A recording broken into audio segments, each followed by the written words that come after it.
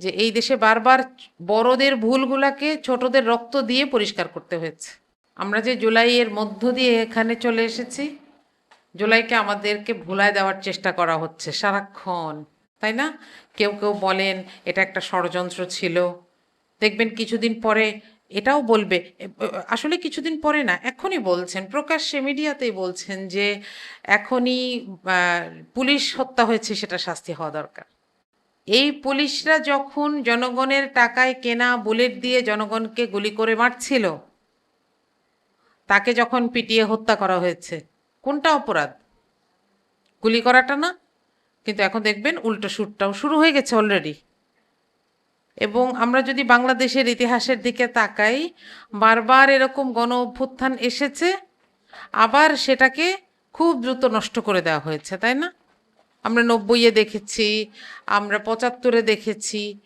বারবার মানুষ রক্ত দিয়ে এটাকে স্বাধীন করেছে, বারবার মানুষ রক্ত দিয়ে ময়লাগুলা দূর করেছে, আর বারবার এইটাকে আবার নষ্ট করে ফেলা হয়েছে। আমার মাহমুদুর রহমান সাহেব জার্নালিস্ট, এবং ডক্টর মাহমুদুর রহমান সাহেবের একটা কথা খুব মনে হয়।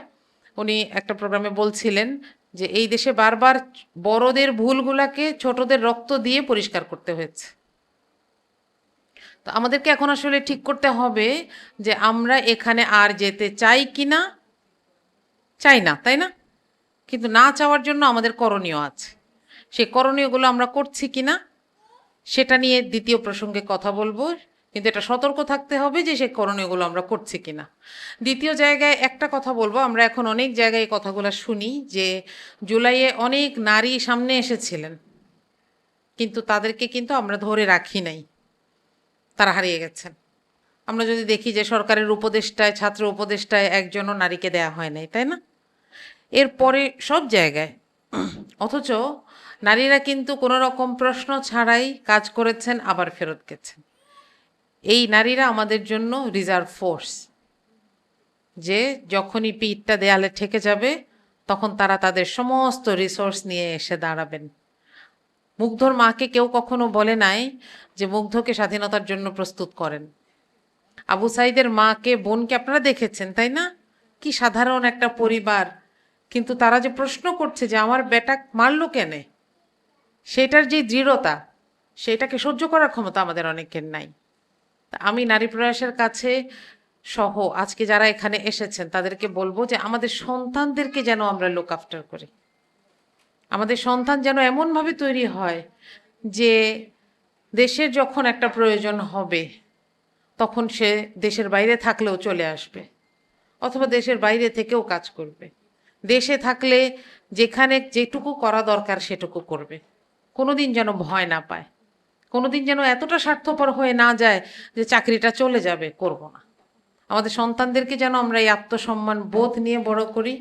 আমাদের সন্তানদেরকে যেন আমরা নিজের দেশকে, নিজের দর্শনকে, ইসলামকে এমনভাবে জানতে শিখাই যে ইমানের যে 3টা স্তর আছে, তাই না? ইমানের প্রথম স্তর হচ্ছে একটা কাজ, অন্যায় কাজ হতে দেখলে হাত দিয়ে প্রতিবাদ করা। এরপরে হাত দিয়ে প্রতিবাদ করার শক্তি না থাকলে মুখ দিয়ে বলা, অন্তত অন্তরে ঘৃণা করা, তাই না? যেন ইমানের এই 3টা দাবি পূরণে আমাদের সন্তানরা, ছেলে হোক মেয়ে হোক, আমরা যেন তাদেরকে পিছে না টানি, আমরা যেন তাদেরকে তৈরি করি। তাহলেই আমরা দেশ এবং জাতির জন্য সবচাইতে বড় উপহার দিতে পারবো। অনেক সময় দেশের কিচ্ছু লাগে না, পয়সা লাগে না। 2024-এর জুলাইয়ে দেশের জন্য পয়সার চাইতে বেশি দরকার ছিল রক্ত, তাই না? এটা শুনতে খুব খুব নির্মম লাগে, কিন্তু এটাই সত্যি। আমাদের মায়েরাই এই সন্তানদেরকে তৈরি করেছেন, রাস্তায় নামতে দিয়েছেন। যেই মা তার সন্তানকে নিয়ে নেমেছেন, হয়তো এক বোল ভাত মাখিয়ে নেমেছেন, একটু ফল নিয়ে নেমেছেন বাচ্চাদেরকে খাওয়ানোর জন্য, কেউ পানি নিয়ে নেমেছেন। তাহলে এই জায়গাগুলো আমাদেরকে আসলে কাজও করতে হবে। আর আমি নারী প্রয়াসকে অনুরোধ করব, এই কাজগুলো যেন আমাদের মায়েরা করতে পারেন, আমাদের বোনেরা করতে পারেন। এই প্রশিক্ষণ, এই সাহস আমরা যেন নারী প্রয়াসের কাছ থেকে পাই। মনে করেন আমরা এখানে আজকে যারা আছি 100 জন, আমি বললাম আপনারা সবাই মিলে 5 টাকা করে দেন, আমরা 500 টাকা দিয়ে একটা কিছু কিনবো। ওই জিনিসটা যখন, মনে করেন এটা একটা ফুলের বোকে হতে পারে, একটা ফুলের তোড়া, সেই জিনিসটা যখন আমরা কিনে নিয়ে আসব, তখন আপনার দেখে মনে হবে না এটা আমারও? হ্যাঁ, জুলাই আমাদের সবার কাছেই এরকম একটা বিষয়। আমরা সবাই কন্ট্রিবিউট করেছি, কেউ পথে থেকে করেছি, কেউ কর্মক্ষেত্রে থেকে করেছি, কেউ বাড়ি থেকে করেছি। আমার অসম্ভব সৌভাগ্য যে আমি এখন সংসদে যেই জায়গাটাতে বসি, আমার ডান পাশে বসেন রোকেয়া আপা। আপনারা ওনার কথা শুনবেন, একজন শহীদের মা। তো আমি অনেক কিছু শুনি, অনেক কিছু জিজ্ঞেস করি, মাঝে মধ্যে ভয়ে অনেক কিছু জিজ্ঞেস করি না, যে আমি মা হিসেবে ওনার জায়গাটা কল্পনা করতে পারি না। কিন্তু এই যে আমাদেরকে তাদের সন্তানদেরকে দিয়ে দিলেন, এই মাদের কি ভূমিকা নাই?